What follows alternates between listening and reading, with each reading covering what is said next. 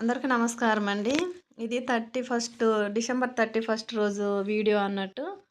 మాకైతే ఇక్కడ చర్చి దగ్గరైతే యూత్ పిల్లలు భోజనాలనేది ఏర్పాటు చేయడం జరిగింది. అయితే ఇక్కడికొచ్చేసామన్నట్టు. యూత్ పిల్లలు తలా కొంచెం డబ్బులేసుకొనైతే భోజనాలు ఏర్పాటు చేయటం జరిగిందన్నట్టు. ఇక్కడ ఇది అయిపోయిన తర్వాత 7-9 వరకు ఇది భోజనాలు ఏర్పాటు తర్వాత మాకు ప్రార్థన అయితే 10 గంటలకు స్టార్ట్ అవుతుంది. నైట్ 10-12 వరకు 2024 ప్రార్థన. మళ్ళా 12 నుంచి 1 గంట వరకు 2025కి సంబంధించి ప్రార్థన అయితే జరుగుతుందన్నట్టు.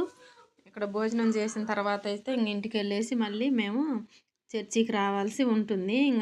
31 నైట్ అయితే ఇలా జరుగుతుందన్నట్టు మా దగ్గర. నేను అన్ని వీడియోస్ అయితే తీయలేదండి సరిగ్గా. ఏదో కొంచెం తీసినవైతే నేను పెడుతున్నా. చాలా రోజులైతుంది వీడియో కూడా పెట్టక.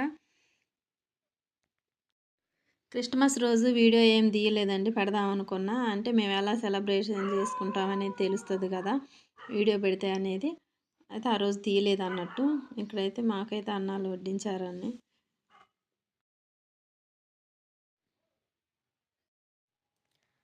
నైట్ 1 అయింది. ప్రార్థన అయిపోయేసరికి 1 అయిందండి. ఇప్పుడైతే ఇంటికి వెళ్తున్నాం అన్నట్టు.